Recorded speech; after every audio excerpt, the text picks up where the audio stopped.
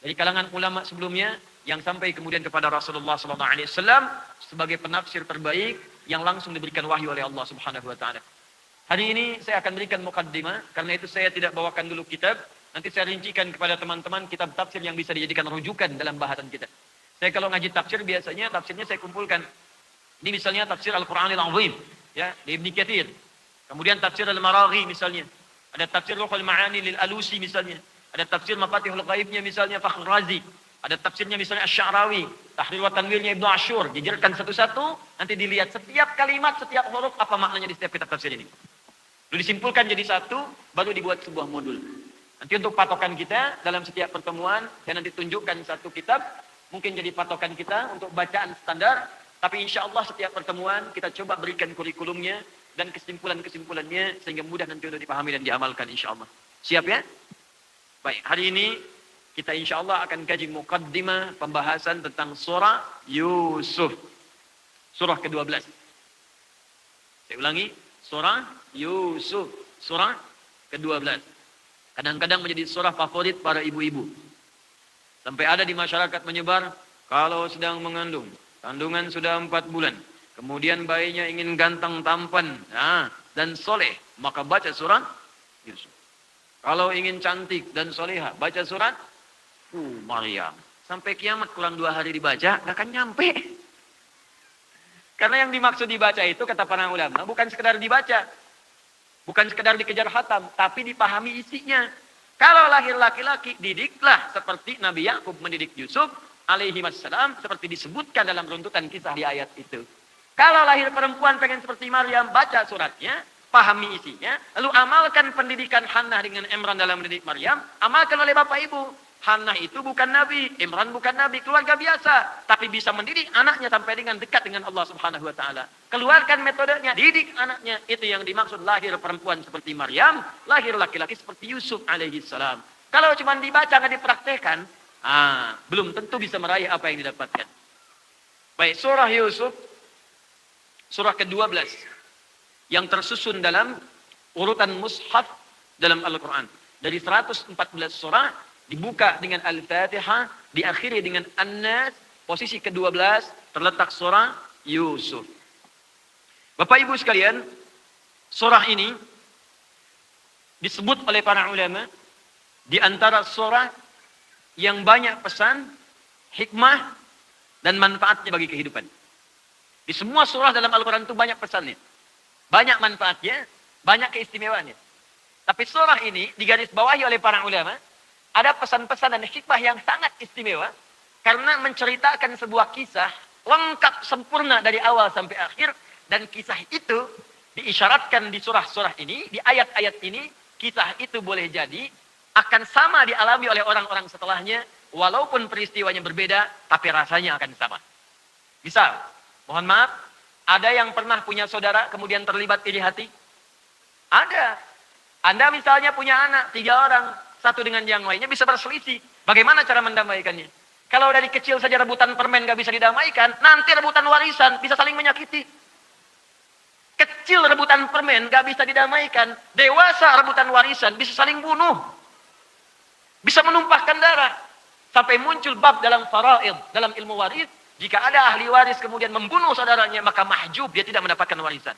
Kenapa muncul kalimat itu? Karena memang berpotensi di kemudian hari terjadi sifat iri hati yang dibisikkan oleh setan di antara persaudaraan itu.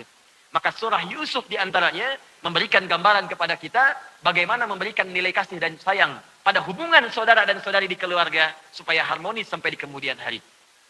Surah Yusuf juga, Bapak dan Ibu sekalian, menghadirkan ujian yang komplit dalam kehidupan dan cara menyikapinya. Jadi kalau Anda merasa sedang punya masalah, maaf ya, Nabi SAW sedang punya persoalan. Berat dian persoalannya.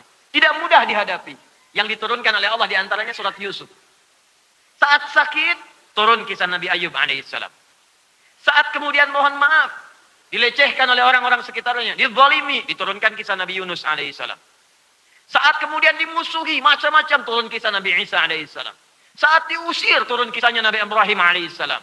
Tapi yang paling menarik, saat semuanya terakumulasi ujian-ujian itu, turunlah kisah Nabi Yusuf alaihissalam. Muhammad sallallahu alaihi wasallam, engkau dari kecil dirawat, Bapak tidak ada, tapi ada ibu yang menyayangi. Ada kakek yang menyayangi. Ada paman yang menyayangi. Ini Yusuf dari kecil sudah diuji. Kecil sudah dimusuhi oleh saudara-saudaranya. Bayangkan, 12 bersaudara, 10 memusuhi. Beliau hanya dengan adiknya. Dan dalam kondisi itu, ibunya sudah meninggal dunia. Dan kan ibu itu kan tumpuan. Saya, Anda yang laki-laki, kebanyakan curhatkan pada ibu kalau sedang ada masalah. Walaupun ayah ada, tapi tetap ngobrolnya sama ibu. Ini Nabi Yusuf, dari sejak kecil, punya persoalan dengan 10 saudaranya. Mereka iri hati dengan beliau. Mereka merasakan Yusuf tantangan. Mau cerita ke siapa? Ibu sudah tidak ada. Dari kecil. Dimusuhi, dibuang ke dalam sumur. Anda bayangkan. Dijual. Dari kecil tuh, dijual pada orang yang tidak dikenal. Masuk ke sumur, dibawa oleh kafilah. Setelah itu dijual. Anda bayangkan. Setelah itu apa yang terjadi? Jadi budak, dipasarkan. Dari kecil. Kecilnya diiri hatikan, dilempar ke dalam sumur, dibawa oleh orang kemudian dipasarkan, dijual, dibawa jadi budak. Tumbuh remaja, digoda oleh perempuan, difitnah. Halo? Remaja. Setelah itu apa yang terjadi? Dimasukkan ke dalam penjara. Dihukum juga di situ beberapa tahun. Dan mengalami tindakan yang tidak menyenangkan juga. Setelah itu apa yang terjadi? Puncaknya Allahu Akbar. Allah ganti semua nilai kehidupannya. Yang tadinya terasa tidak menyenangkan itu. Dengan segala pengorbanan yang tidak biasa itu. Apa yang kemudian disikapi oleh beliau. Ini yang akan kita pelajari. Apa yang Nabi Yusuf lakukan saat kemudian mendapatkan fitnah. Celaan, tantangan, bahkan dari saudara terdekat sendiri. Dari orang-orang terdekat sendiri. Kita akan ambil hikmahnya. Bagaimana Yusuf menyikapi ketika difitnah melakukan misalnya selingkuhan dan zina. Bagaimana Nabi Yusuf menyikapi ketika beliau ada di jabatan. Kemudian banyak orang yang iri hati dengan itu. Bagaimana Nabi Yusuf menyikapi ketika beliau mulai dipercaya dan mendapatkan kedudukan. Dan puncaknya, bagaimana Nabi Yusuf menyikapi ketika beliau telah bisa mengalahkan semua kesulitan dahulu, air mata sudah hilang, dan sedang berada di puncak. Saat sedang di puncak pun, apa yang dikerjakan oleh beliau. Itu yang coba kita turunkan, karena semua persoalan yang disampaikan di surat Yusuf ini, akan dialami oleh kita semua insya Allah dalam hidup yang kita jalani. Dan itulah diantara manhaj dakwah yang disebutkan di dalam Al-Quran, yang sebagian teorinya telah kita dapatkan, tinggal realnya kemudian kita alami. Maka kita masuk ke dalamnya, surah ke-12, surah Yusuf, kita bacakan bagian pengantar dari ayat yang pertamanya. Jadi nanti surat ini cocok untuk semua. Bapak Ibu yang sudah punya anak, cara mendidik anak ada di sini. Nanti kita bahas. Maaf, kita yang milenial atau ada yang belum menikah, ada di ayat ini, cocok juga. Ya bagaimana bergaul supaya tidak terjebak dalam pergaulan bebas. Anda yang sudah di posisi besar, ada sekretaris di kantor, hati-hati. Kebanyakan bosnya laki-laki, sekretarisnya perempuan. Lebih banyak melihat sekretaris dibandingkan dengan melihat istri di rumah, bagaimana menyikapinya. Hati-hati. Anda yang sedang punya kedudukan, bagaimana menyikapi godaan. Ada semuanya pokoknya, setiap tahapan-tahapannya itu ada. Dan kita akan bahas satu-satu dengan izin Allah Subhanahu wa taala. Ayat yang pertama. Kita mulai mukaddimah pada bagian ayat yang pertama. Bismillahirrahmanirrahim. Alif Lam Ra. Bismillah. Alif. Ibu kelihatan? Enggak kelihatan, saya sudah tulis loh Bu. Saya besarkan sedikit ya. Itu. Sedikit ya. Kelihatan sekarang? Besarkan lagi. Alif, lam, ra. Kelihatan? Kacida tuh tekan. Alif, lam, ra. Dah. Tahan. Ini di dalam ulumul Quran, ilmu Al-Quran, pembuka surah dalam Al-Quran, fawatihus suwar, pembuka surah-surah dalam Al-Quran, jika menemukan yang seperti ini disebut dengan huruful muqatta'ah, huruf-huruf yang seakan dibaca terputus-putus. Jadi dibacanya tidak nyambung. Al-ra, tidak. Tapi sebutkan alifnya terputus satu-satu. Alifnya dulu, alif, baru lamnya, lam, baru ra-nya, ra. Ya, disebut huruful muqatta'ah. Huruf-huruf dalam Al-Quran yang dibacakan mesti terputus-putus setiap hurufnya. Jadi kalau yang lain nyambung, ini satu-satu. Bisa. Kalau yang nyambung misalnya, kita bacakan Dzalikal kitabu la raiba fi. Dzalika ini dza, ini lam, ini kaf. Kan tidak ada yang baca dza fathah, lam kasrah, fathah. Kalau baca seperti itu kapan selesainya baca Al-Qur'an ya? Baik, jadi yang seperti ini nyambung, mutawasilah. Tapi ada pembuka ayat-ayat Al-Qur'an, pembuka surah-surah Al-Qur'an yang kalau kita bacakan mesti dibaca terputus-putus setiap hurufnya. Tidak disambungkan ke depannya, tapi dibaca dulu setiap hurufnya dengan sempurna. Alif, baca alif. Lam, baca lam. Ra, baca ra. Paham sampai sini?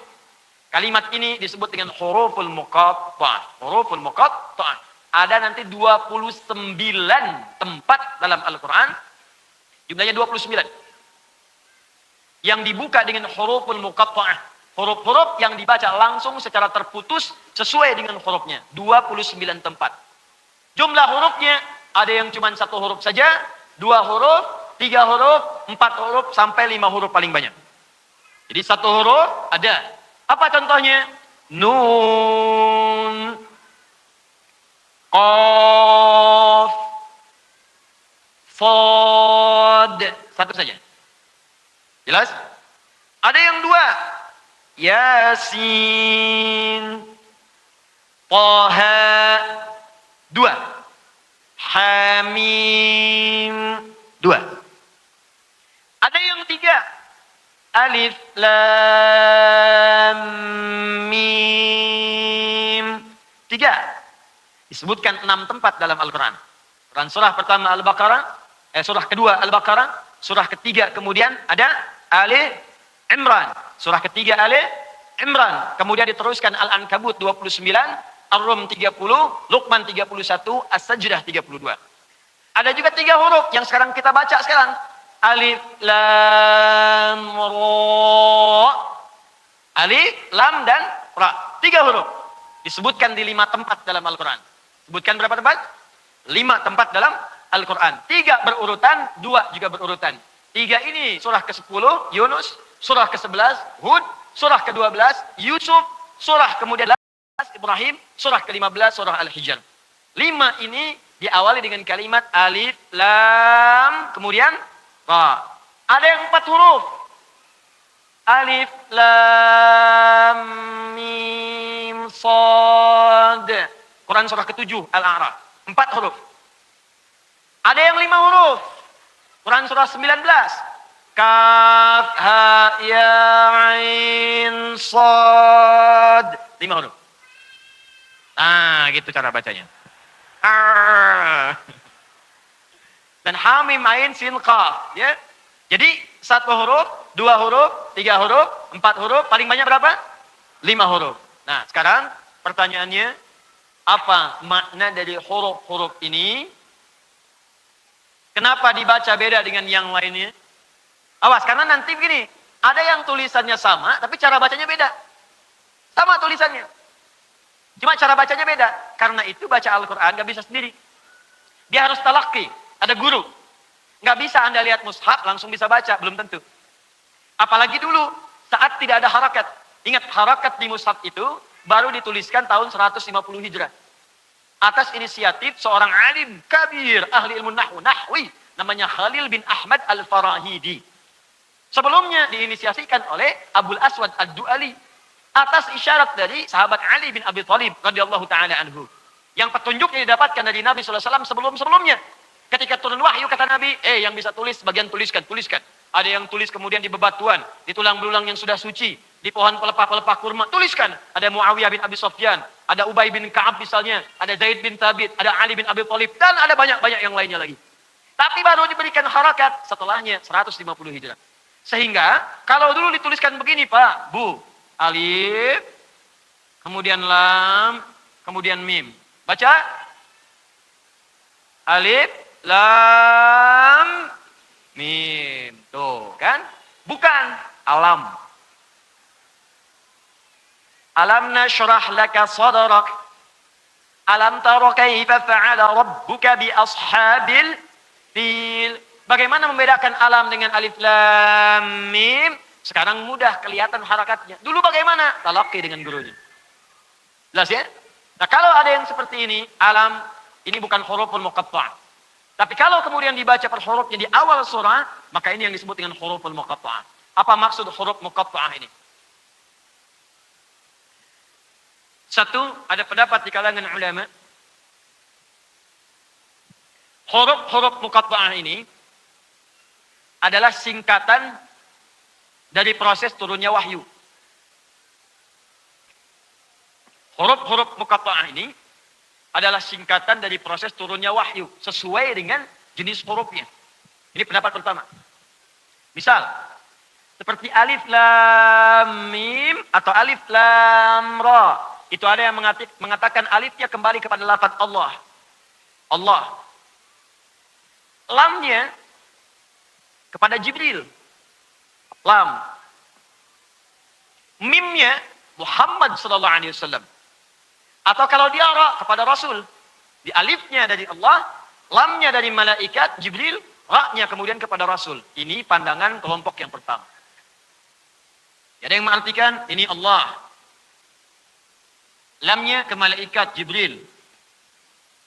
Ra-nya kepada Rasul. Dari mana taunya Rasul? Lihat di mim yang sebelumnya, Muhammad sallallahu alaihi wasallam. Ini pendapat yang pertama.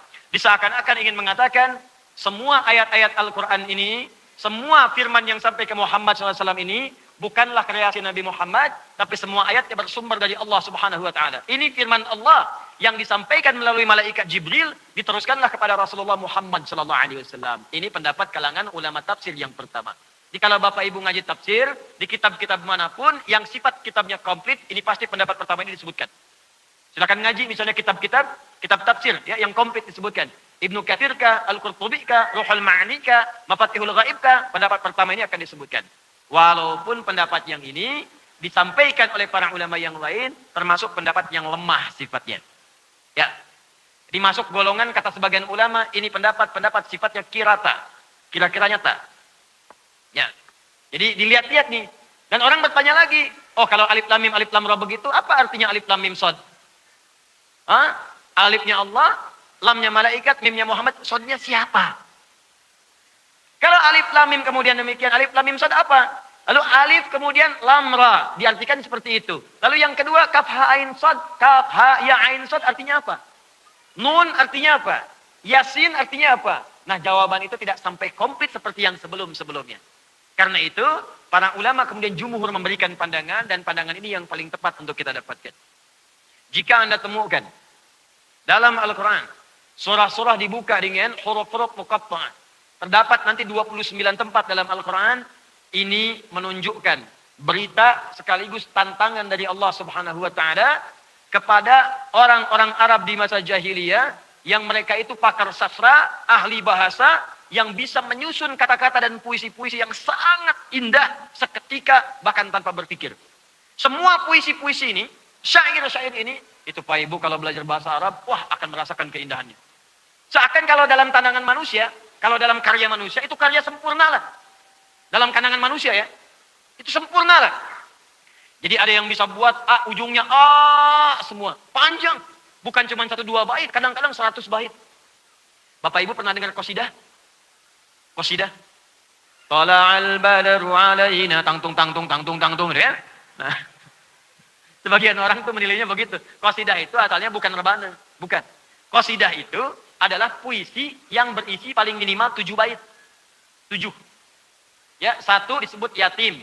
2 lengkap, syair. Kemudian bait. 2. Sampai ke 7 disebut qasidah. Kalau qasidah itu dikumpulkan jadi diwan namanya. Diwan. Ya, ada diwan al-Buhturi. Diwan Nabi Goh Az-Zibyani. Diwan Emre El-Qais. Itu satu orang bisa punya 100 diwan. Kalau 100 dikali 7, 700 Pak. Sekali bikin tuh.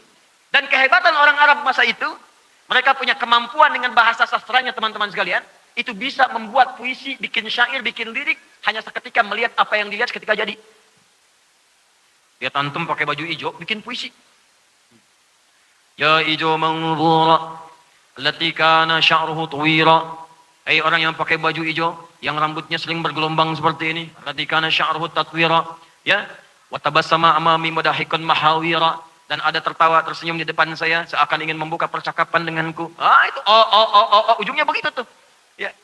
Al-Asma'i saja, yang masa-masa ke belakang, Allahu Akbar. Itu lihat burung bulbul, burung kecil, cuman lompat-lompat di atas dahan. Ada bunganya, di bawahnya ada sungainya, itu seketika bikin puisi. Dan itu susah ditiru.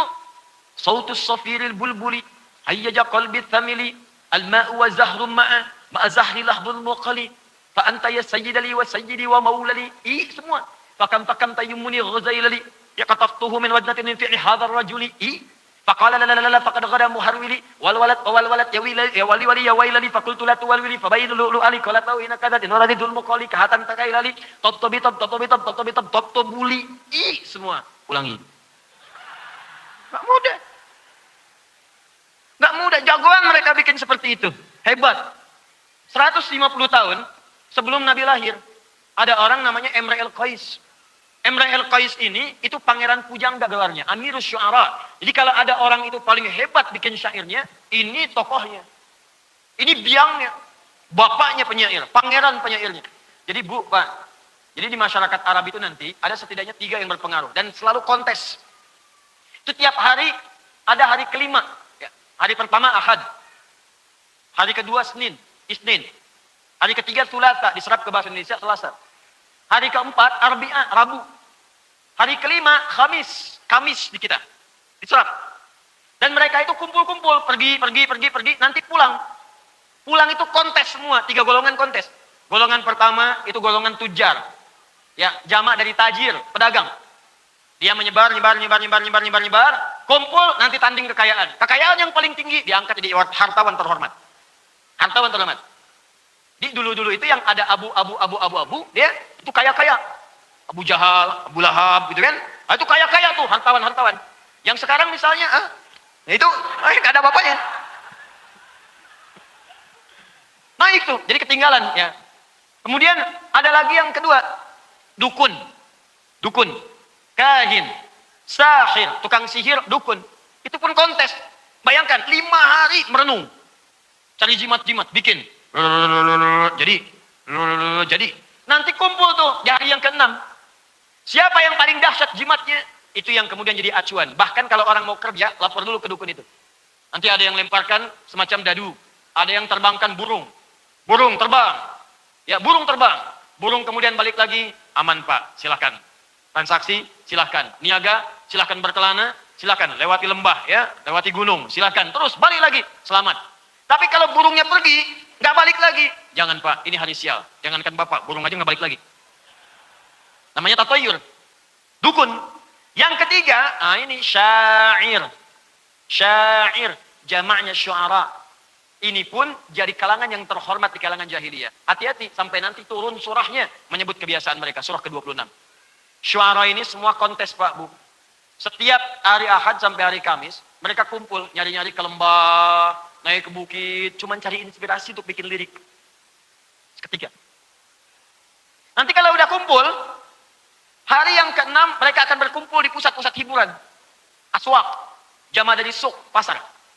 Suq Dumatil Jandal, suq Iqad. Kumpul, puncaknya akan berdiri kemudian di satu bukit dekat Ka'bah. Yang bukit ini sekarang disebut dengan Jabal Qubais, yang ada bangunan di atasnya, bangunan istana, ya. Jadi kalau saya sering contohkan, di sini ada Zam-Zam, di sini Bukit Safa, di jalan sedikit ada merpati-merpati, ini ada bukit nih. Sekarang sudah agak landai, dulu tinggi sekali begini. Di atas ini ada bangunan istana seperti ini. Ini Masjidil Haram. Di Ka'bah di sini. Ya, Anda lewat sini masuk. Nah ini di sini ada pos security. 1 orang penjaga CCTV ke sini warna putih. Kipas angin di atas sampai sini itu ada 35 kipas angin. Pintu 26, pintu 27, Babun Nabi, Babu Salam. Ini masa jahiliyah, orang sering kontes di sini. Di penyair kontes. Nanti yang paling juara, yang syairnya paling hebat, itu akan dibuatkan, dituliskan dengan tinta emas. Di sebuah kain itu kemudian akan ditempelkan di Ka'bah. Disebut dengan mu'allaqat namanya, yang ditempelkan di Ka'bah. Nanti datang masa Islam, diambil kain itu digantilah dengan kain kiswah. Dituliskan, diganti dengan ayat Al-Quran. Itu sejarah asal mulanya kiswah diganti kemudian dengan ayat-ayat Al-Quran. Asalnya syair. Disebut dengan mu'allaqat. Jadi ada 7 yang terbaik. Boleh syairnya ditulis dengan tinta emas, ditempelkan kemudian di kain, dilingkarkan ke Ka'bah. Maka disebut dengan mu'allaqatus sab'ah. Di situ ada kemudian, misal Imra al-Qais. Rumusnya tawil. Tawilun lahu dunal bukhuri fadailu, fa'ulun mafa'ilun, fa'ulun mafa'ilu. Kifa nabki min dzikra habibin wa manzili, bisaktili wa bainad dakhuli fa'aumali. Imra'il Qais lewat di sebuah bukit, tiba-tiba ada lelaki anak muda yang sedang merenung. Ternyata dia baru diputuskan oleh kekasihnya. Lalu dia katakan, "Kifa nabki min dzikra habibin wa manzili, bisaktili wa bainad dakhuli fa'aumali." Duhai anak muda yang sedang merenung, yang memikirkan tempat pertemuan dengan kekasihnya. Ayo move on, jangan banyak melamun seperti itu. Enggak ada. Jadi kalau anak muda sekarang cuma boncengan, ya putus cinta bikin status, nikah juga belum. Maaf, dah ketuluan zaman jahiliyah. Zaman jahiliyah, bahkan jahiliyahnya banget karena 150 tahun sebelum lahir Nabi. Jadi zaman jahiliyah 150 tahun sebelumnya. Bayang nggak? Ini jahiliyah nih. Lahir Nabi 150 tahun sebelum jahiliyah, jahiliyah banget. Jadi kalau ada yang nggak bisa move on, nggak bisa mendekat kepada Allah, hanya kalah oleh situasi yang kecil-kecil, kasih tahu jahiliyah. Udah keduluan. Itu kebiasaan mereka tuh, bikin. Lalu teman-teman sekalian, apa yang terjadi? Karena mereka merasa hebat, ya, dengan syairnya, merasa hebat dengan sastranya, maka diturunkanlah oleh Allah Al-Quran, dengan bahasa-bahasa yang sangat indah, dengan berita-berita yang sangat nyata, dan Allah tantang kepada mereka, katanya suka bikin syair, katanya hebat, katanya bagus, kalau bisa, bikinlah seperti Quran ini, yang bahkan ayat-ayatnya disusun dari huruf-huruf yang biasa kalian buat untuk membuat syair itu. Bukankah mereka membuat syair dengan bahasa mereka? Ada yang dari alif, ada dari lam, ada dari mim, ada dari ra. Nanti kalau Anda belajar kaidah bahasa Arab, belajar qasidah, ada misalnya lamnya, qasidah yang diakhiri dengan huruf lam semuanya. Ada yang hurufnya ra, semua ujungnya ra. Ada yang hurufnya ba semua. Ada 16 rumus disebut dengan bahar namanya. Bahar. Ilmunya disebut ilmu arud. 16. Tawil, rajas. Tawil yang tadi, rajas. Mustafilun. Madid, mufa'alatun fa'ilatun fa'ilatun. Mufa'alatun fa'ilatun fa'ilatun. 16 rumus. Kata Allah, pakai rumus-rumus kalian tuh. Bikin semisal Al-Quran. Kalian tuduh Muhammad SAW pencipta Quran, pembuat Quran, penyair, tukang sihir. Sekarang buktikan di hadapanku, kata Allah. Saya menantang kalian semua. Kalau perlu, dukun-dukun yang minta bantuan jin, mintakan bantuan kepada jin, bikin seperti Al-Quran. Al-Quran saya firmankan dari bahasa-bahasa yang kalian bikin syair-syair kalian dari alif sampai dengan ya itu. Alif, lam, ra. Saya perkenalkan. Nih, ada alif, ada lam, ada ra. Kalau mampu, bikin seperti apa yang akan saya sampaikan ini. Jelas? Jadi ayat-ayat Al-Quran, surah-surahnya sering dibuka dengan huruf muqatta'ah untuk menyadarkan orang-orang Arab bahwa nih ada firman yang suci, ada kalimat-kalimat yang bukan dibuat oleh manusia. Sebab kalau Al-Quran ini dibuat oleh syair, orang yang bisa puisi, maka rumusnya tidak akan keluar dari 16 rumus itu. Akan sama formulasinya. Sama Pak. Kayak Bapak misalnya pernah dengar orang musik. Itu musik itu asalnya dari sini Pak. Notasi-notasinya. Dari sini asalnya. Mustafilun, dibawa sampai do, re, mi, fa, sol, la, si, do. Itu ditemukan oleh orang Islam dulu. Dal, ra, mim, fa, sol, lam. Ya. Sod, dal. Do, re, mi, fa, sol, la, si, do. Itu asalnya orang muslim Persia dulu. Dibawa ke Eropa. Jadi notasi. C, D, F, G, A, B, C, D, A, B, K, D, F, G, D, F, G, A, B, C, D, A, B, C, D, F, G, A, F, G, A, B, C, D, E, B, C, D, E, F, G, A, B, F, G, A, B, C, D, A, B, C, kunci A, kunci D, kunci E, kunci F, judi, nah tuh. Dari situ. Udah ada patokannya. Saya senang baca, saya senang belajar. Kalau itu saya nggak bisa. Suruh main piano nggak bisa saya. Karena itu memang bukan bidang saya dan saya nggak terlalu suka. Kalau saya sudah senang Al-Quran yang itu saya nggak suka. Gitar saya nggak tahu. Nggak tahu, saya nggak ngerti. Cuman kalau notasi apa, saya baca, saya hafalin. Saya tahu asalnya dari mana, kapan dibawanya, siapa yang rumuskannya. Sama saja dari rumus-rumus awal. Cuman Allah tantang, katanya hebat bikinin. Bikin semisal Quran. Kan sama, alif, ada alif. Lam, ada lam. Nggak akan bisa. Allah turunkan misal contoh surat Ad-Duha. Semua sama. Wad-duha, wal-laili idha saja, ma wadda'aka rabbuka wa ma walal akhiratu khairul laka minal begitu pakai hurufnya ra mufakham jadi wala sawfa yu'tika rabbuka fatarda. Di semua sama. Kalaupun dibaca dengan orang yang enggak bisa bisanya di Arab itu ada orang enggak bisa bisanya terus. Jadi kalau Anda bilang dia kaifa haluk kaifa halik madrasah anta inti Ani. Tuh. Mungkin Betawi dari situ belajarnya. Ya. Ada sekarang di Syam, Palestina, Syria, itu banyak imalah ke sana. Sebagian Afrika. Itu sudah zaman jahiliyah sudah ada. Itu sudah lidah mereka begitu. Karena penyebaran topografi, pengaruh lingkungan itu bisa beda. Jangan jauh-jauh ke Arab lah. Di Indonesia misalnya kita bilang sepeda, dia bilang sepeda. Kamu mau kemana kawan? Cicahem. Cicahem? Sama bentuknya. Makanya ada orang baca wadduha bisa dibaca dengan e. Dan semua ujungnya akan sama. Mau dibaca pakai e, pakai a, sama ujungnya. Wadduha, wadduha. Wallaili idha saja, wallaili idha saja. Ma wadda'aka rabbuka wa ma qali. Walal akhiratu khairul laka minal uli. Ketawa. Sama artinya. Kenapa? Karena kita nggak biasa baca. Bacanya A. Saya pernah bacakan pada orang Afrika yang biasa baca pakai E. Dia pakai E, saya baca pakai A. Wadduha. Sama kayak itu tuh. Betul. Ya, jadi sama aja kan kita juga kedengaran kalau kita bilang sepeda, teman kita bilang sepeda. Senyum kita kan, padahal bendanya sama kan? Dan dahsyatnya Al-Quran, dia tidak mengikuti formula yang tadi disebutkan. Nggak ada CDF, nggak ada BC, nggak ada towil, nggak ada rojas, nggak ada madid. Makanya bingung nih orang. Semua nggak ada yang bisa. Dan kalaupun ada yang coba menyusunnya, nggak akan mampu. Dulu Musailamah Al-Kadzdzab pengen coba ikutan. Maaf ya. Turun surah Al-Fil. Alam tara kaifa fa'ala rabbuka bi ashabil fil. Dia bikin surat dengan nama yang sama Al-Fil. Al-Fil. Gajah. Khurtumuhu tawil. Sama. Il. Tapi nggak ada maknanya. Al-Fil. Gajah. Khurtumuhu tawil. Belalainya panjang. Cuman nyipati gajah aja nggak ada maknanya. Al-Quran beda. Alif Lam Ra. Kata Allah, perhatikan. Saya turunkan Al-Quran ini. Dibuka dengan huruf-huruf muqatta'ah. Saya tantang kepada siapapun kata Allah yang merasa meragukan isi Al-Quran. Ada yang mengatakan Al-Quran karya Muhammad SAW. Ada yang mengatakan Al-Quran itu produk manusia. Ada yang mengatakan Al-Quran itu produk budaya. Jadi kalau sekarang masih ada yang berkata begitu, warisan dari orientalis, katakan pada mereka, ente telat. Katakan pada orang-orang liberal, orang liberal yang selalu kemudian membuka tulisan mereka. Ya, kemudian membuka retorika mereka dengan mengatakan Quran itu produk budaya. Budaya di masa Nabi yang bisa disesuaikan kekinian. Sampaikan ente telat keduluan Abu Jahal. Keduluan Abu Lahab. Keduluan yang dulu-dulu. Dan mereka ditantang untuk membuat seperti itu. Kalau produk budaya, berarti manusia itu bisa membuat. Ini, teman-teman sekalian, maaf ya. Maaf, kursi nih. Ini budaya nih, produk. Kalau manusia bisa bikin, manusia lain bisa bikin. Ini meja nih produk budaya, manusia bikin, yang lain bisa bikin. Bahkan variasinya bisa banyak. Ini dari triplek, ada yang dari kayu, ada yang dari besi, ada yang dari bahkan dari perak, dari macam-macam tembaga. Bikin meja.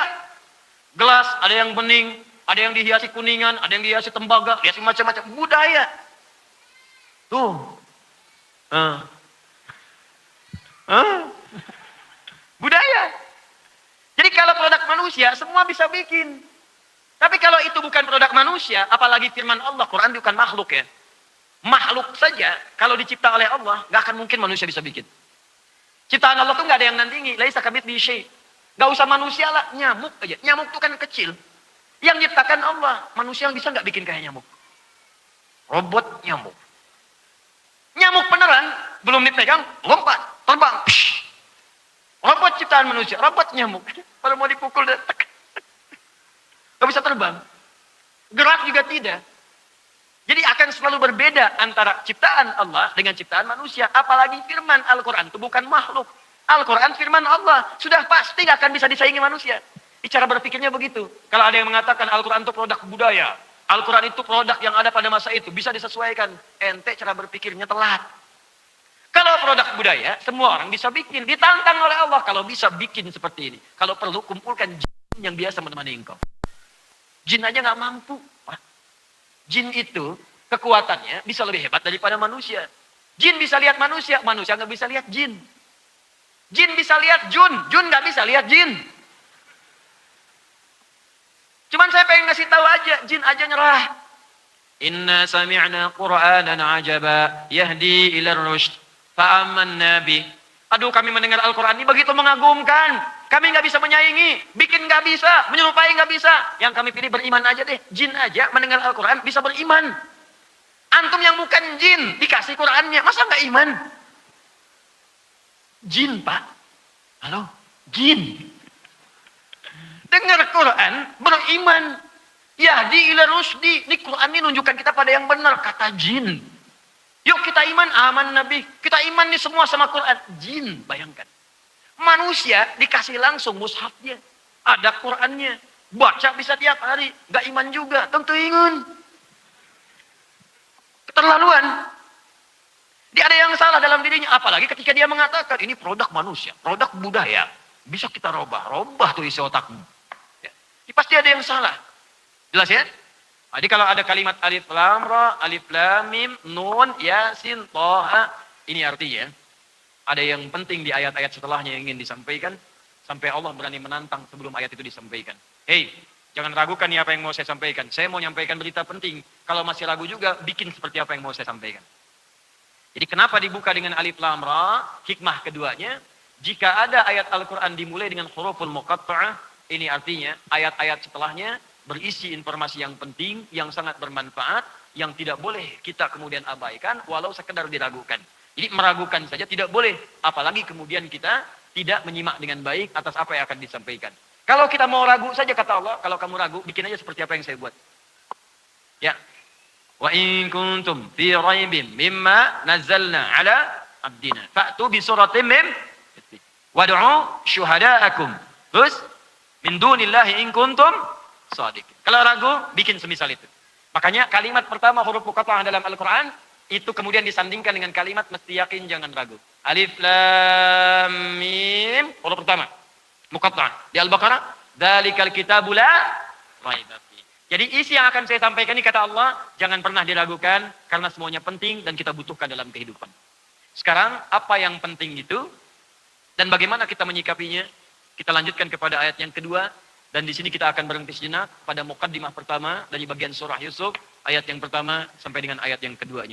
Supaya ada bekal yang dibawa. Saya tidak ingin nanti Anda keluar dari sini, udah siang-siang, situasi juga lelah kan, kondisi tidak biasa, pulang ditanya, belajar apa tadi? Tafsir. Apa? Surat Yusuf. Apa maknanya? Alif lam ra.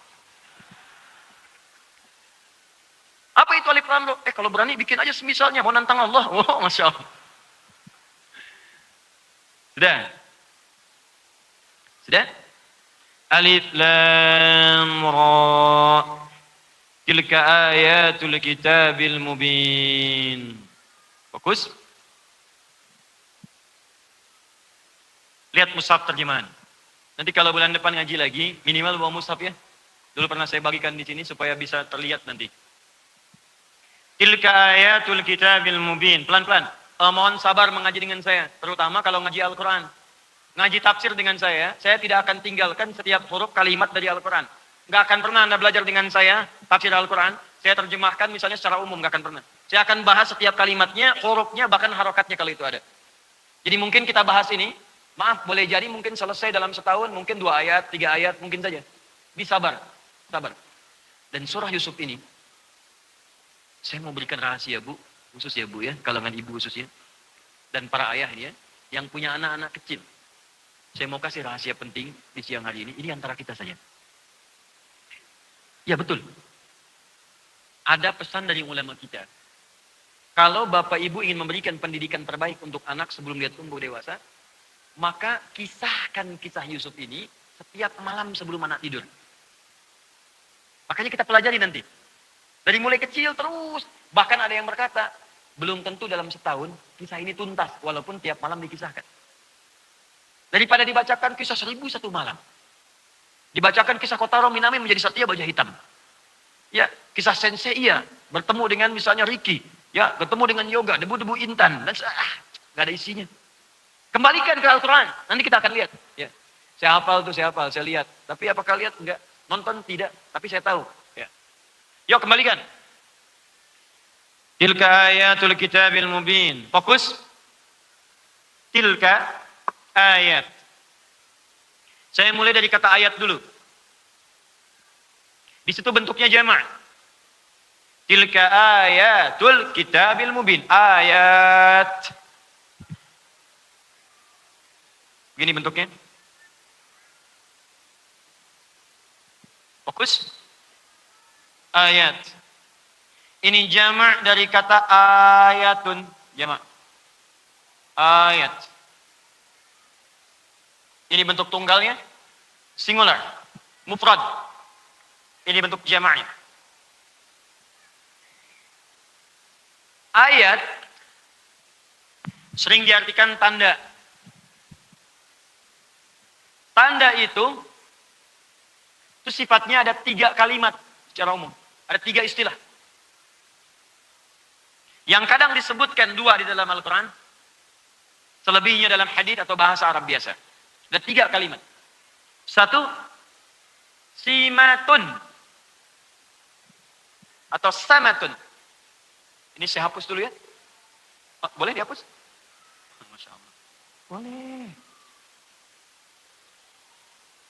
Temuan pertama di Al-Fathu datang sendiri, angkat sendiri, nulis sendiri, hapus sendiri.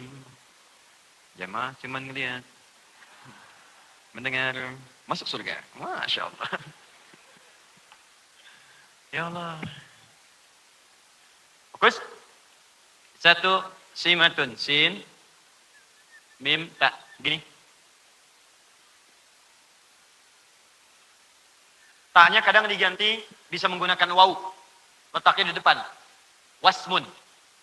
Atau kalau bersambung dengan kata ganti, ini ta-nya bisa berubah jadi ya. Kemudian setelahnya diberi alif.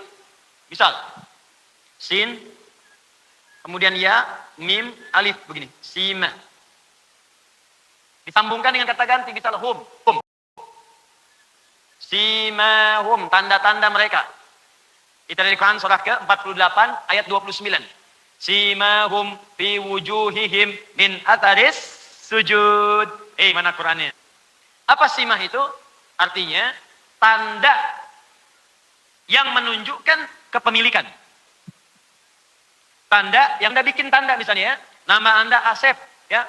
Asep beli kambing. Anda tandai misalnya pakai huruf A di tubuh. Itu tanda kambing dia. Al-Quran pemilik tanda sujud di wajahnya yang sangat dekat dengan Allah. Ada orang rajin sholat, saking rajinnya sholat, disebutkan orang ini punya kedekatan dengan Allah yang luar biasa. Apa tandanya? Nampak di wajahnya. Simahum fi wujuhihim min athari sujud. Ada orang saking dekatnya dengan Allah, dan orang ini hati-hati. Dia itu kalau dia berangan-angan, menginginkan sesuatu misalnya, bukan angan-angan dalam pengertian negatif, khayal, bukan. Dia ingin sesuatu, ini orang belum mengangkat tangan, sudah dikabulkan oleh Allah Subhanahu Wa Taala. Firasatnya kuat. Anda nggak bisa berdusta di belakangnya karena dekatnya dengan Allah. Firasatnya kuat. Siapa orang ini? Dia akan kelihatan tandanya di wajahnya. Tanda yang dimaksud di sini jumhur ulama mengatakan bukan tanda hitam di dahi. Bukan. Nggak setiap orang punya tanda hitam ini menunjukkan dia punya keistimewaan di sisi Allah, bukan. Tapi orang memang ada yang rajin sholat punya tanda hitam di wajah. Tapi yang ini spesial. Yang ini spesial. Dia punya tanda kedekatan di aura. Ada aura kebaikan, ada kemuliaan di wajahnya. Dan punya kedekatan luar biasa. Kalimatnya bukan jabahah tapi wujuh. Jamak dari kata wajhun. Wajhun punya 2 arti. Pertama wajah dari mulai tampak depan ini semuanya. Yang kedua dari ujung kepala sampai ujung kaki. Bukankah Anda kalau sholat wajah tu wajhiya lilladzi fataras samawati wal ardh. Anda katakan ya Allah, saya hadapkan wajahku sepenuhnya pada penguasa langit dan bumi. Kalau wajah diartikan ini saja, berarti ngadap sholatnya begini, itu kiblatnya begini. Wajahnya aja. Ya, jadi yang dimaksudkan dari ujung kepala sampai ujung kaki. Ada yang kedua, wajah itu yang dimaksudkan cuma tampak muka saja. Contohnya apa? Ayat wudu. Quran surah ke-5 ayat ke-6. Fagsilu wujuhakum. Ya ayyuhalladzina amanu idza qumtum ilas shalah. Hei orang-orang beriman, kalau ingin menunaikan salat dengan sempurna, fagsilu wujuhakum. Mulai berwudu, basuhlah wajahmu. Bukankah yang dibasuh wajah bagian depan? Semua kan? Oh, nggak bisa, wajah dari atas sampai ke bawah buyur semua. Tidak. Bagian depan saja sesuai contoh Nabi. Nah, maka orang ini, orang yang dekat dengan Allah, punya tanda dia, wajahnya begitu mulia, ditatapnya enak. Jadi kalau ngelihat orang ini adem gitu. Tenang. Ada harapan kemuliaan. Jadi kalau Anda menatap dia, ingatnya akhirat. Ingat tahajud. Ingat baca Quran. Ingat Allah.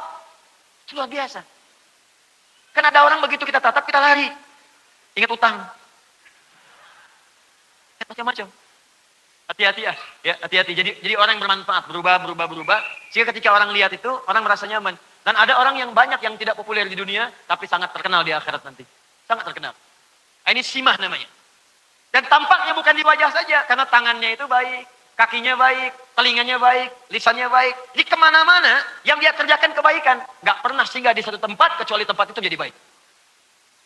Kecuali orang yang memang nggak pengen baik. Nabi itu orang baik. Setiap pindah tempat jadi baik. Di Mekah baik, ke Madinah baik. Kecuali orang yang nggak pengen baik. Abu Jahal itu dulunya berteman dengan Nabi, nggak pengen baik, jadi musuh.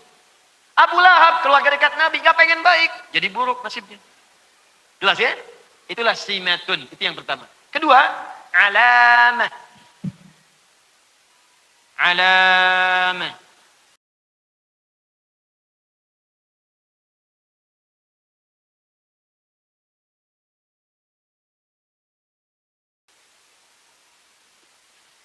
Ini sudah diserap ke dalam bahasa Indonesia menjadi alamat. Sudah jadi bahasa Indonesia. Alamat. Baik. Kalau ada kata alamat, pelan-pelan. Itu berarti tanda yang mendekatkan pada suatu tempat atau tujuan. Awas ya, nanti ini kelihatannya sederhana nih, baru cuma satu kalimat, tapi nanti Anda akan temukan dan dalam maknanya. Simatun, simahum, wasmun adalah tanda yang menunjukkan kepemilikan. Alamatun, tanda yang mendekatkan seseorang kepada tempat atau tujuan. Karena itu ketika orang ingin berkunjung ke rumah Anda, supaya cepat sampai, supaya dekat, dia akan bertanya, di mana alamatnya Pak? Di mana alamatnya Bu? Anda ingin ke Masjid Al-Fathu, nggak bisa tanya teman, ketik Google, tuliskan alamatnya. Begitu Anda dapatkan alamatnya, cepat sampai ke tujuan. Tak tahu alamat, berputar-putar, berliku, berkelok, belum tentu sampai ke tujuan dengan benar. Itulah alamat. Tapi Allah tidak mengatakan, tilka simatun, tilka alamatun. Awas. Tapi yang Allah firmankan, tilka ayatul kitab. Ayatun. Bahkan jamak bentuknya. Bukan ayatun, tapi ayatun. Ayatun, jamak dari kata ayatun, berarti setiap tanda yang mendekatkan seseorang dengan Allah subhanahu wa ta'ala. Saya ulang. Ayat adalah jamak dari kata ayah. Diserap ke dalam bahasa Indonesia, ayah. Kenapa disebut ayah? Karena fungsi ayah membimbing anak supaya dekat dengan Allah. Itu bukan kalimat biasa. Supaya anak itu dekat dengan Allah. Makanya saat berumah tangga, Pak, turun ayat rumah tangga. Dibuka dengan kalimat ayat. Buka Quran surah ke-30 ayat 21. Silakan lihat. Quran surah Ar-Rum ayat 21. Ini saya bingung ini. Kalau orang mau nikah, ayat itu dituliskan tuh di surat undangan. Disuruh yang diundang baca, yang undang nggak baca. Wa min ayatihi an khalaqa lakum min anfusikum azwaja litaskunu ilaiha wa ja'ala bainakum mawaddatan wa rahmah inna fi dzalika laayatin liqaumin yatafakkarun. Ayat. Kenapa disebut dengan ayat? Kenapa isi Al-Qur'an namanya ayat? Karena setiap kita baca Al-Qur'an, diri kita menjadi lebih dekat dengan Allah Subhanahu wa taala. Ayat adalah setiap tanda yang mendekatkan kita dengan Allah. Bapak, Ibu, kenapa saat baca Quran merasa lebih dekat? Karena itulah kemudian isi Al-Quran disebut dengan ayat. Al-Baqarah berapa ayat? Ali Imran berapa ayat? An-Nisa berapa ayat? Turunlah Quran surah ke-8, ayat yang kedua. Innamal mu'minuna alladzina idza dzukirallahu wajilat qulubuhum wa idza tuliyat 'alaihim ayatuhu zadatuhum imana wa 'ala rabbihim yatawakkalun. Orang-orang beriman itu kalau disebutkan nama Allah ada getaran di jiwanya. Kan kalau dibacakan kepadanya ayat-ayat Allah, dibacakan Al-Quran, zadathum imana. Maka ayat itu akan menambah keimanannya, wa ala rabbihim yatawakkalun, semakin dekat dengan Allah. Karena itu, kalau ada ayat Al-Quran, dibuka dengan kata ayat langsung, wa min ayatihi, ayat pernikahan. Kenapa dibuka dengan kata ayat? Ingin memberikan pesan bahwa semua informasi yang disampaikan di ayat itu harus membuat diri Anda lebih dekat dengan Allah Subhanahu wa taala. Makanya sebelum Anda menikah dibacakan ayat tadi. Untuk memberikan penjelasan, hakikat pernikahan itu Kalian berumah tangga, ada suami, ada istri, supaya berpartner mendekat kepada Allah. Jangan sampai setelah menikah jadi jauh dari Allah. Aneh Bu, Pak, kalau belasan tahun berumah tangga, puluhan tahun, dengan rumah tangga itu menjadi belum dekat dengan Allah, malah semakin jauh. Itu artinya ada yang salah dengan rumah tangganya. Ada yang salah. Coba lihat, yang tadinya makmum, sholatnya sendirian, munfarid, dikirimkan makmum seumur hidupnya. Jadi imam Pak, antum diupdate statusnya. Biasanya kan jarang jadi imam. Ke masjid belum tentu jadi imam. Makmum kadang-kadang. Silakan cek. Sholatnya sering sendirian. Bukankah sholat sendirian pahalanya cuma satu? Nilainya 10. Satu nilainya 10. Quran surah 6 ayat 160. Man jaa bil hasanati falahu asyru amsalihha. Siapa yang mengerjakan satu kebaikan nilainya 10. Sholat disebut hasanah. Quran surah 11 ayat 114. Aqimis sholata tarafain nahar wa zulatan minal lail. Innal hasanati yudhibnas sayyi'at. Tunaikan sholat dari mulai siang sampai malam. Itulah hasanat. Sekali sholat dapat 10. Anda sholat sendirian 10. Anda menikah dikirimkan makmum seumur hidup sehingga tidak punya kesempatan untuk sendirian lagi. Update status naik langsung jadi jamaah. Begitu jamaah dari 1 naik 27. Sholatul jama'ati afdalu min sholatil fardhi bi 27 darajah. Enggak ada alasan. Enggak bisa ke masjid, ada istri. Ke masjid berangkat jadi imam atau jadi makmum. Update. Jadi kalau ada orang berumah tangga enggak mendekatkan dia dengan Allah, pasti ada yang salah di rumah tangganya. Bahkan ketika ada anak dipanggil ayah. Kalau mau dikaitkan dengan bahasa Arab tadi, ayah dari kata ayat. Anda akan dihisab nanti. Makanya disebut ayah dari kata ayat kalau mau disandingkan kalimatnya. Kalau mau dicari sampai keterkaitannya, ayatun, taknya nggak bunyi, ayah. Madrasatun, madrasah. Jadi kalau tak dibaca di akhir jadi ha. Ayatun, ayah. Kalau mau diambil kalimat itu. Artinya apa? Setiap ayah akan dihisab oleh Allah tentang kedekatan anak-anaknya dengan Allah Subhanahu wa taala. Makanya di Quran, sesibuk apapun para ayah itu selalu ditampilkan dekat dengan anaknya untuk membimbing dan ibadah. Coba saya tanya pada Anda ya, di surat Luqman, yang nasehatin anak dekat dengan Allah, ibunya atau bapaknya? Bapaknya. Idz qala Luqmanu libnihi. Ketika Luqman bapaknya mendekatkan diri kepada Allah melalui anaknya. Nah, jangan musyrik, la tusyrik billah. Ya bunayya aqimis sholat. Nah, ayo sholat yuk. Yang ngajak sholat bapaknya. Yang menjaga tauhid itu bapaknya. Yang ngajak ke taklim bapaknya. Jadi sesibuk apapun Anda dalam mencari nafkah, jangan lupa harta terbesar itu ada di rumah. Jangan sampai Anda jadi harta keluar, yang di rumah dilupakan. Nunggu. Nabi Ibrahim coba. Nabi Khalilullah dekat dengan Allah. Tapi ke anak masih ada perhatian. Ya bunayya. Quran surah 37 ayat 101 sampai 107.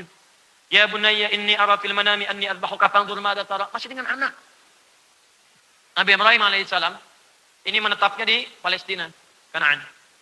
Anaknya Ismail alaihissalam di Mekah. Jarak dari sini ke sini pakai bis sehari 2 malam.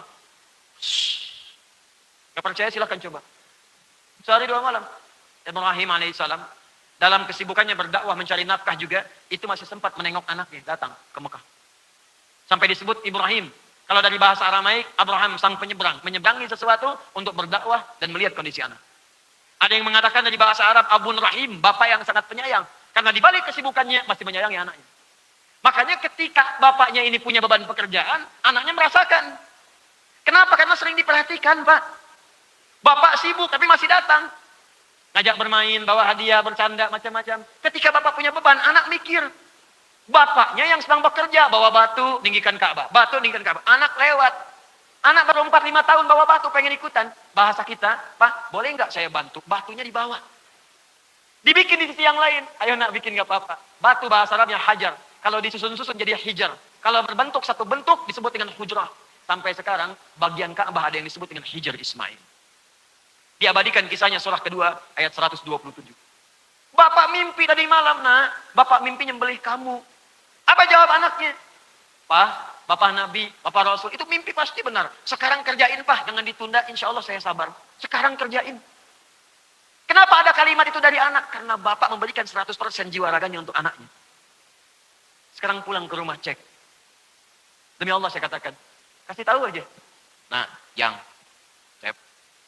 Ya Pak. Tadi di Masjid Al-Fathu. Tiba-tiba ada seakan perintah kepada Bapak untuk nyembelih kamu.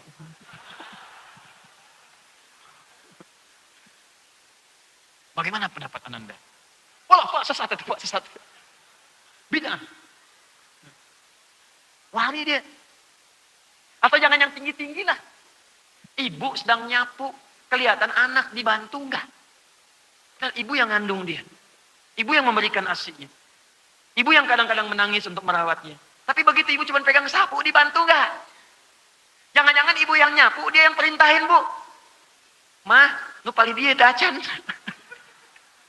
Ini masih kotor. Antum yang isi bensin, anak yang pakai. Antum yang nyuci, dia yang pakai. Kalau terjadi begitu, jangan dimarahin dulu. Tanyakan pada pribadi, apa yang telah saya lakukan di masa lalu sehingga dia tidak mengenal saya sekarang. Itu manhaj, teman-teman sekalian. Itu manhaj. Itu indah. Makanya bahasa Al-Qur'annya menggunakan kata ayat, ayah. Ayah, ayah. Kalau anak manggil dengan kata ayah, aduh. Tolong ingat Allah ya. Tolong ingat Allah. Ayah, ayah, ayah. Langsung ingat, ya Allah, udah dekat belum anak saya dengan Allah. Ingat. Saya nggak mau sambungkan dengan bahasa-bahasa lain. Ustaz itu nggak ada kaitannya, terserah, itu terserah Anda. Saya hanya menerangkan apa yang saya pahami. Kalau itu Anda praktekkan, terjaga diri Anda. Ku anfusakum wa ahlikum nara. Jaga diri Anda dan keluarga dari neraka. Jaga betul. Pahami. Jadi kalau itu Anda paham dengan baik, setiap dipanggil ayah, bisa menetes air mata Anda. Kenapa? Bukan cuma bangga anak manggil, tapi Anda pun merasakan dihisab saya, di lewat anak ini. Akan dihisab saya. Akan dihisab. Dan mereka juga ternyata menunggu, Pak. Saya seringkali bercerita bagaimana, ini anak saya saja dari kecil-kecil. Menunggu, Pak. Pengen bertemu bapaknya. Dan demi Allah saya katakan sampai sekarang, nggak pernah mereka seriusnya manggil Ustaz. Tidak. Syekh, nggak ada. Mereka rindu ayahnya. Nunggu di rumah, kadang saya pulang malam, Pak. Itu anak saya yang pertama, usia 3 tahun. Dia udah tahu bapaknya pulang malam. Dia sengaja tidur siang, supaya malam bangun. Nunggu saya depan pintu, saya masuk, dibuka sama dia. Buya! Manggilnya Buya, bukan Ustaz. Ustaz! Enggak. Dia pengen ayahnya. Apa setelah itu? Main bola yuk. Bayangkan, anak 3 tahun, jam 9, nunggu depan pintu. Anak 3 tahun kan paling tidur jam 8, setengah 8. Jam 9, nunggu depan pintu. Buya, main bola yuk. Ya main bola kita, Pak. Main bola. Udah selesai, apakah tuntas? Belum. Ya, kuda-kudaan, jadi kuda. Ya naik. Tapi ada kenikmatan gitu, lelah. Lihat wajah-wajah jamaah yang punya masalah misalnya. Lihat kertas-kertas pertanyaan. Hilang semua tuh. Semangat lagi. Udah dia tidur, dah. Kita mandikan, malam kita lap, sudah dia wudhu tidur. Kita doakan, kita tatap. Ya Allah, ke surga nggak dengan kamu nanti. Kita berdoa lagi. Setelah itu kita buka-buka lagi, ada pertanyaan apa hari ini. Setelah itu evaluasi, saya salah apa di hari ini. Baru istighfar, baru tidur. Tapi belum tuntas. Ibunya bilang, nah, Buya itu pulang masih capek, masih berdakwah. Kalau besok mau main, jangan langsung main ya. Biar istirahat dulu. Pijitin dulu sama kakak, diajarin tuh. Besoknya nunggu depan pintu, nunggu lagi. Apa kalimat pertamanya? Buya, capek ya? Sini kakak pijitin. Tarik tangan saya. Sini ya, dorong ke kamar, tidur. Pijitin sama dia. Belum 5 detik, ya main bola yuk. Tapi air mata saya keluar saat itu. Itu indah gitu. Kenapa ketika Anda tidak dipanggil dengan kalimat ayah, boleh mungkin jadi papa, jadi papi, pipi atau yang lain, silahkan. Abi, buya, abati, silahkan. Tapi ingat setiap panggilan itu akan dimintai pertanggungjawaban di hadapan Allah Subhanahu wa taala. Karena ayat pernikahan dibuka dengan kalimat ayah. Tanda yang mendekatkan seseorang dengan Allah Subhanahu wa taala. Sekarang surah Yusuf setelah alif lam ra Allah menantang semuanya, tak ada yang mampu. Kata Allah, "Hei, berikut ini akan saya kisahkan berbagai jenis kisah. Hal-hal yang sangat indah yang akan membuat kalian lebih dekat dengan Allah Subhanahu wa taala." Jadi ayat yang akan kita kaji ini, kenapa dibuka dengan kalimat ayat? Allah ingin memberi pesan kepada kita bahwa nanti di balik kisah yang akan kita baca ini, ayat yang akan kita pahami ini, semua tahapan-tahapan setiap hurufnya, kalimatnya akan membuat diri kita lebih dekat dengan Allah Subhanahu wa taala.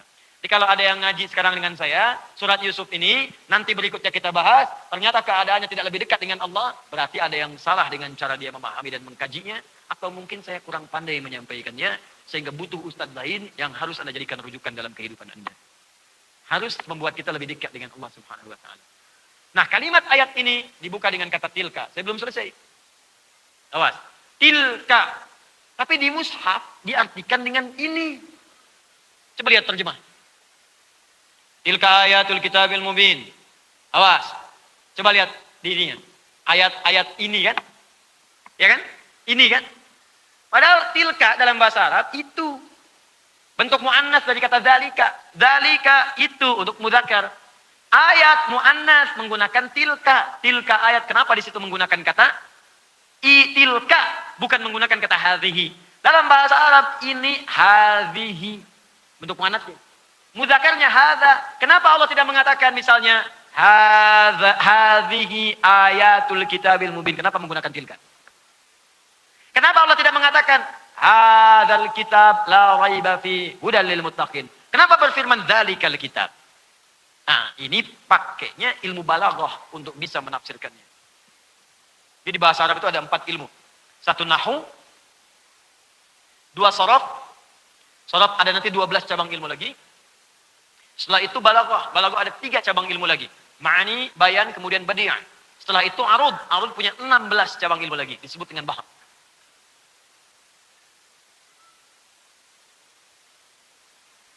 Fokus. Tilka.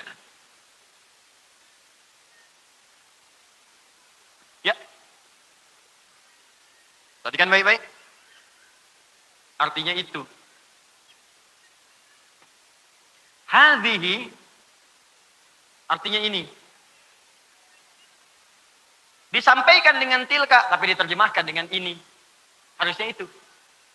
Nah, ini cara memahaminya bukan dengan ilmu nahwu, tapi dengan ilmu balaghah, ilmu tingkat tingginya. Ada bayan di sini, ada badi'ah di sini dengan penuh keindahan.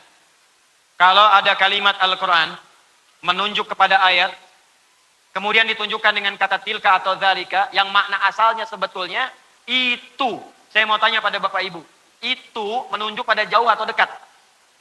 Jauh. Nih lihat nih. Ini. Hadzal kalam. Spidol ini. Itu, tilka sa'ah. Jam itu, jauh. Nah, kalau dalam kalimat Al-Quran, misal, ada ayat, kata ayat, atau Al-Quran, atau Alkitab, diawali dengan bentuk jauh, tilka ataupun dzalika, ini ingin menunjukkan sifat keagungan ayat itu yang jauh dari jangkauan manusia. Sifat keagungan keistimewaan ayat itu yang jauh, yang tidak bisa kemudian diikuti dan disaingi oleh manusia. Seakan-akan Allah ingin sampaikan, hei, saya tantang kalian semua kalau kalian bisa membuat seperti Al-Quran. Jangan ragukan isi Al-Quran. Karena Al-Quran itu berasal dari zat yang sangat jauh dari jangkauan kalian. Dari Allah subhanahu wa ta'ala. Isinya jauh dari apa yang bisa kalian buat. Hikmahnya jauh dari apa yang bisa kalian bayangkan. Kalau nggak percaya, silakan buat semisal ini. Tapi jangan lupa, saya akan tunjukkan kepada kalian makna-makna yang jauh dari yang kalian bayangkan. Ketika kalian pelajari, maka kalian akan jadi lebih dekat denganku. Dengan Allah subhanahu wa ta'ala. Di cara menafsirkannya, tilka ayatul kitabil mubin, bahwa saya akan kisahkan kata Allah, inilah Al-Quran, inilah firman Allah, firman yang nyata, yang tidak ada keraguan, yang terkumpul tanpa celah, yang di dalamnya ada berbagai informasi yang membuat Anda dekat dengan Allah subhanahu wa ta'ala. Dia bukan karya Muhammad, dia bukan buatan Muhammad SAW. Dia berasal dari zat yang sangat jauh dari apa yang kita bayangkan.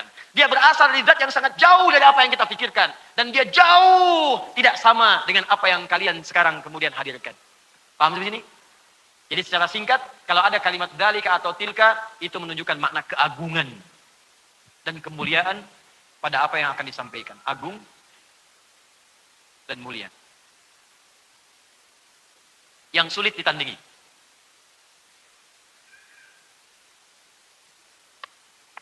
Alif lam ra tilka ayat. Setelah itu Alkitab. Setelah itu mubin. Tilka ayatul kitabil mubin. Mohon izinnya saya sempurnakan sedikit ya. Sampai berhenti di akhir ayatnya. Kalau dipotong nanti nggak bagus itu ya. Baik, saya tunjukkan alif lam ra. Hei semua manusia, saya akan turunkan kepada kalian satu surah yang diturunkan dengan menggunakan bahasa yang kalian sering gunakan membuat syair-syair. Kalau kalian meragukannya bikin semisalnya, maka saya akan tunjukkan lewat surat ini informasi yang membuat kalian akan dekat denganku, bahwa ini informasi yang agung, yang jauh dari apa yang kalian bayangkan, bukan kreasi Muhammad sallallahu alaihi wasallam. Alkitab disebutkan 255 kali dalam Al-Quran. Alkitab. Ada Al-Quran, ada Alkitab, ada Mushaf. Itu beda. Kalau disebutkan Mushaf, itu berarti tulisannya dari firman Allah berupa Al-Quran yang terletak di antara dua jilid, isinya Al-Fatihah sampai An-Nas. Nggak ada yang lain. Itu mushaf namanya. Di mushaf itu, firman Allah yang dituliskan, tulisannya. Dari Al-Fatihah sampai An-Nas. Tidak diselingi dengan apapun. Dari awal sampai akhir. Di jilid, di antara jilidnya, Al-Fatihah sampai An-Nas. Itu mushaf. Kalau ada terjemahnya, disebut mushaf dan terjemah. Jadi terjemahnya bukan mushaf. Kalau ada tafsirnya, disebut tafsir. Jelas ya? Kalau cuman Arabnya saja tulisan dari Al-Qurannya, itulah mushaf. Awas hati-hati. Kalau bercampur dengan yang lain, bukan mushaf. Di gadget nih, di handphone. Itu bukan mushaf. Itu aplikasi namanya, jihaz. Jihaz. Tapi boleh kalau ingin baca dari situ, boleh. Karena yang penting itu kan bacaannya. Bunyinya. Pelajarannya. Tapi itu bukan mushaf. Dan hukumnya beda. Mushaf tidak boleh dibawa ke tempat-tempat sembarangan. Nggak ada orang ke toilet bawa mushaf. Awas hati-hati. Mushaf disimpan di tempat yang bukan sembarangan. Simpan di tempat yang tinggi. Lakukan dengan baik. Bawanya, kata Imam An-Nawawi, kalau bisa pakai wudu. Nggak berwudu, nggak apa-apa. Pakai wudu lebih mulia. Tapi handphone tidak. Mau wudu, mau tidak, handphone. Kadang-kadang lupa, lempar. Simpan kan? Mushaf, baca tiap waktu. Handphone, gak ada baterai, gak bisa dicas. Iya kan? Baterainya hilang, casan gak ada. Gak muncul kemudian aplikasinya. Handphone ke toilet bisa dibawa. Aplikasi mushaf gak dibuka. Tetap aja begitu. Jelas ya? Di hukumnya bisa berbeda. Di kalau mushaf adalah ayat Al-Quran yang dituliskan dalam bentuk tulisan terletak di antara dua jilid, isinya Al-Fatihah sampai An-Nas. Ada terjemahan disebut mushaf dan tarjamah. Disingkat mushaf terjemah. Ada keterangan disebut dengan tafsir. Makanya sering disebut dengan tafsir Al-Quran. Jelas? Kalau Al-Quran itu bunyinya, bacaannya. Dari kata Al-Qur'u, bunyi yang terdengar. Nah, itu Al-Qur'u. Kalau sengaja diperdengarkan, disebut qiraah. Bismillahirrahmanirrahim. Qiraah. Sekali. Kalau terus diulang-ulang tanpa bosan. Terus diulang tanpa bosan. Disebut dengan Quran. Kalau dia diulang tapi nggak sama dengan yang lain bisa diulang. Baca ini diulang. Ya. Masuk mau upacara Senin, baca Pancasila diulang. Undang-undang dasar diulang. Atau misalnya yang hobi bacaan novel macam-macam diulang. Tapi nggak sama dengan Al-Quran. Karena Al-Quran itu walaupun diulang nggak pernah bosan. Nggak sama, spesial. Untuk menunjukkan sifat spesial, tambahkan alif lam di depannya. Alif lam. Menjadi Al-Quran. Firman Allah yang sifatnya khusus, tidak sama dengan bacaan lain. Walaupun diulang-ulang, tidak akan pernah ada yang bosan kemudian membacakannya. Saya mau tanya pada Anda, baca Al-Fatihah itu dalam sehari berapa kali? 11 atau 12? Ibu, yang 11 angkat tangan. Yang 12? 13? 14? 15? 16? 18? Pasti paling minimal 17 kali, Bu. Pak, pasti itu. Al-Fatihah itu dalam sehari paling minimal 17 kali. Rumusnya 24-4-3-4. 24-4-3-4. Itu pasti 17 kali. Jadi kalau baca 16, berarti kurang sholat subuhnya cuma 1 rakaat. Kalau 18, terlampau soleh. Pasti 17. Kecuali ditambah dengan sholat sunnah. Nawafil. 24-4-3-4. 2 subuh, 4 zuhur, 4 asar, 3 maghrib, 4 isya. 17 kali sehari. Pernah enggak ada yang merasa bosan baca itu? Enggak ada. Pernah enggak ada yang merasa pusing baca Al-Fatihah? Never. Tidak ada. Dan yang paling dahsyat, dibacanya tiap hari. Coba bayangkan ya, ada yang lahir udah muslim nih. Sampai sekarang muslim, usia misalnya 60 tahun. Dia mulai balik kalau dia laki-laki misal 13 tahun. Dari 13 tahun sampai 60 tahun, udah berapa tahun tuh? Cepat, 57 tahun. 57 tahun, tiap hari baca Al-Fatihah, 17 kali. Setahun kan 365 hari. Berarti 17 kali 365 dikalikan 57. Pertanyaan saya, pernah nggak sakit kepala? Pernah nggak pusing? Pernah nggak berobat ke klinik? Pernah nggak ke rumah sakit? Ada yang terkena stroke karena kebanyakan baca Al-Fatihah. Nggak ada. Tuh. Nggak ada. Ini kalau bukan firman Allah, mustahil Bapak dan Ibu. Mustahil. Coba baca karya manusia. Silahkan taruh misalnya majalah sehebat apapun. Novel sebagus apapun. Baca 17 kali sehari. Besoknya dirawat di rumah sakit. Silahkan kalau nggak percaya. Baca. 17 kali sehari. Jadi karya manusia itu begitu. Kalau bukan firman Allah ini mustahil begini. Coba tunjukkan pada saya. Dengan cara apa lagi membuktikan Islam itu benar. Jadi kalau ada yang keluar dari Islam keterlaluan. Mau nyari apa lagi? Orang mencari-cari. Silakan bandingkan dengan apapun karya manusia. Atau kitab yang dianggap misalnya sebagai kitab suci. Bandingkan, baca 17 kali sehari. Silakan baca. Kalau nggak percaya, silakan lakukan. Demi Allah saya katakan. Baca, pasti akan ada perbedaan. 17 kali sehari, 17 kali sehari. Cuman Al-Quran yang dibaca seperti itu. Kalau bukan firman Allah, mustahil. Itulah Al-Quran. Dan saya sering katakan, maaf ya, maaf sekali lagi. Kalau Al-Quran itu firman Allah. Musuh yang terbesar itu setan. Makanya ketika semua orang mendekat kepada Allah, setannya bergerak. Cuman Al-Quran yang ketika kita baca, setannya ikut mengganggu. Cuman Al-Quran. Kalau nggak percaya silakan. Memang nggak bosan, cuman cepat ngantuk. Ayo kalau nggak percaya. Anda baca Al-Quran, lihat berita. Neymar nih mau ke Barcelona. Harganya 1,5 triliun. Dibarter dengan Coutinho. Oh, lihat. Cek lagi. Lampard manajer Chelsea. Kemarin kalah ke 1-0. Walaupun sebelumnya menang 4-0. Baca lagi. Terus bisa bertahan 1 jam. Baca bola aja begitu. Federer kemarin kalah sama Djokovic. Ya, 6-5 skornya. Bagian terakhir. Sampai tiebreak 4 kali. Hafal saya. Walaupun dia sudah mengalahkan Nadal sebelumnya. Hafal. Nonton? Enggak. Membaca aja. Bertahan 1 jam. Tapi Al-Quran tidak. Baru 10 menit. Wudhu lagi. Fokus. Dibaca lewat sholat. Ngantuk juga. Silakan cek. Subuh berapa banyak. Walaupun cuma 2 rakaat. Tetap ngantuk. Dan dahsyatnya dalam sholat itu setannya langsung menggoda. Gak percaya silakan. Di Abu Dawud itu kan disebutkan. Nomor hadis 857. Ya, begitu Anda bertakbir. Fa'idha kabbara bima makna ketika seorang sholat mulai bertakbir. Maka setan mulai berkata, utkur kada. Ingat ini, ingat itu. Maka Anda akan mulai mengingat apapun yang tidak ingin Anda ingat. Nanti asar loh. Buktikan. Asar. Oh, Anda sudah siap begini. Bismillahirrahmanirrahim. Fokus tuh. Allahu Akbar. Kunci mobil di mana?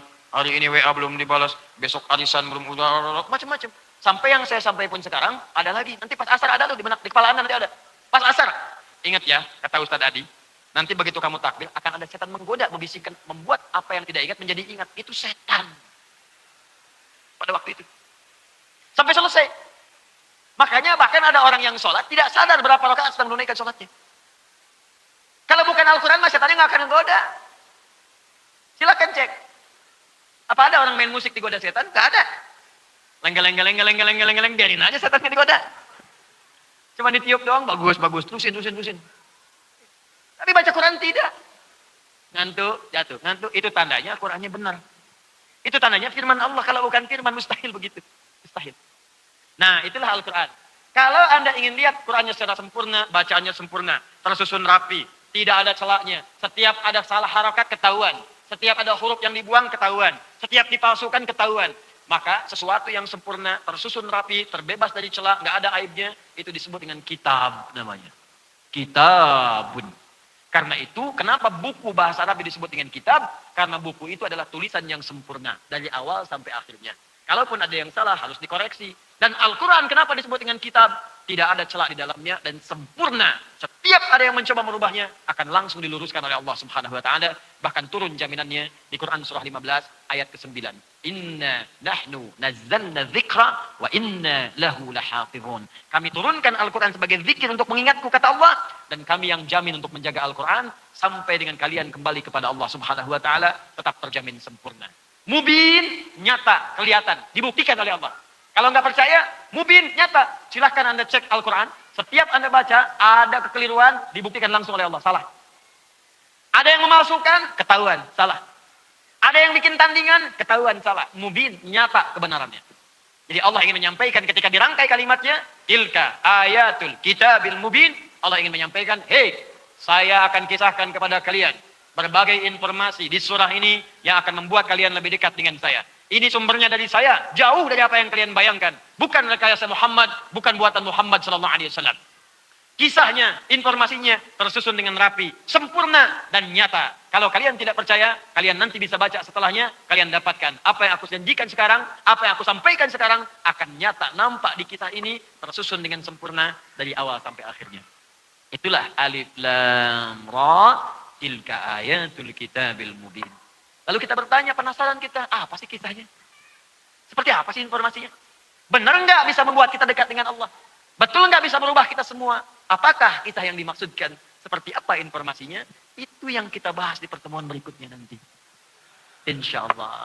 Baru bicara nahnu naqussu 'alaika ahsanal qasas dengan seterusnya ayat sampai akhir ayatnya. Ini adalah muqaddimah pembuka dari surah Yusuf. Insya Allah kita berjumpa di pertemuan berikutnya untuk membahas lebih dalam lagi. Mungkin waktunya lebih fleksibel ya. Bisa jadi nanti ngajinya pagi misalnya. Tapi bulan depan insya Allah saya akan bawakan kitab tafsir. Mungkin nanti sebagai perbandingan atau nanti pedoman supaya teman-teman bisa baca-baca dari apa yang telah kita pelajari atau akan kita pelajari di pertemuan-pertemuan berikutnya insya Allah. Demikian saya kira yang saya sampaikan. Izin menyampaikan informasi terlebih dahulu. 1. Bulan depan akan dimulai kelas karantina. Untuk metode at-taisir, hafal 30 juz dalam 30 hari insya Allah. Ikhwan ataupun akhwat. Bagi yang Anda ingin tergabung, ini nggak ada batas usia. Ya, usia besar, kecil, tua, muda, laki-laki, perempuan, insya Allah ada tempatnya. Dipisahkan perempuan rumah khusus, laki-laki rumah khusus berbeda. 30 hari tempatnya, sementara ini di Bekasi, nanti insya Allah menyusul ada di Lampung, menyusul juga ada di Sulawesi, juga insya Allah ada di Bandung. Nanti teman-teman, Anda kalau sudah terdaftar, tinggal ditunggu kapan bagiannya, di situ nanti akan masuk, langsung juga akan saya bimbing, juga dengan tim-tim yang lainnya. 1. Yang kedua, pekan depan, akan ada utusan dari Sudan datang, 2 orang. 2 orang ini, insya Allah akan membawa berkas mahasiswa yang dulu telah saya seleksi se-Indonesia, ada 25 orang untuk kuliah ke Sudan. Saya sampaikan dari sekarang, siap-siap sepekan atau 2 pekan setelah Idul Adha, yang sudah dinyatakan lulus, insya Allah akan kami kirim insya Allah ke Sudan untuk berangkat. Dan mereka akan membawa kuota baru 15 orang, tapi khusus untuk penghafal Quran 30 juz. Akan diberikan beasiswa di Jamiatul Quran, Universitas Al-Quran yang terletak di Sudan. Ya, itu nanti insya Allah pekan depan akan datang, nanti saya akan sampaikan informasinya. Terakhir, yang ketiga, pekan depan pula saya akan membuka seleksi penerimaan khusus program PKU, ya, Pendidikan Kadar Ulama. Itu saya didik langsung, ini angkatan ketiga. Itu langsung saya didik, saya tempatkan di tempat tinggal kami nanti di Bekasi. Kami yang biayai selama tinggal, akomodasinya selama setahun akan saya didik. Nanti setelah itu akan disampaikan untuk kuliah di luar, untuk mempertajam ilmunya. Pekan depan saya akan buka penerimaannya, syarat ketentuannya ada. Nanti silakan kalau Anda misalnya masuk ke bagiannya, mungkin nanti akan dibuka. Barangkali nanti ada kelas akhwat dengan pembimbing tertentu. Mungkin nanti kita akan lihat. Ya, kalau memang ada kemudahan-kemudahannya.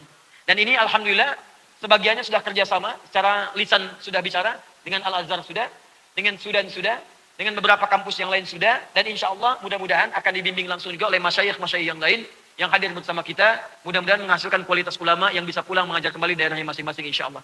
Saya kira itu, semoga Allah menerima ikhtiar kita dan semoga diwafatkan husnul khatimah sampai dengan kembali kepada Allah Subhanahu wa taala.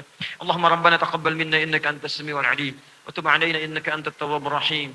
اللهم علمنا ما ينفعنا علمنا ما جهلنا ووفقنا فيما تعلمنا لنعمل بها يا أرحم الراحمين اللهم اجعلنا من أهل القرآن واجعل القرآن لنا يا الله صحيبا لنا في الدنيا وشفيعا لنا في الآخرة يا رب العالمين اللهم زين أخلاقنا بزينة القرآن وزين حياتنا بحياة القرآن واجعلنا يا الله واجعلنا يا الله واجعلنا يا الله من عبادك الصالحين مع الذين أنعمت عليهم من النبيين والصديقين والشهداء والصالحين وحسن أولئك رفيقا اللهم ربنا آتنا في الدنيا حسنة وفي الآخرة حسنة وقنا عذاب النار بفضلك سبحان ربك رب العزة عما يصفون وسلام على المرسلين وآخر دعوانا أن الحمد لله رب العالمين سبحانك اللهم وبحمدك أشهد أن لا إله إلا أنت استغفرك ونتوب إليك ثم السلام عليكم ورحمة الله وبركاته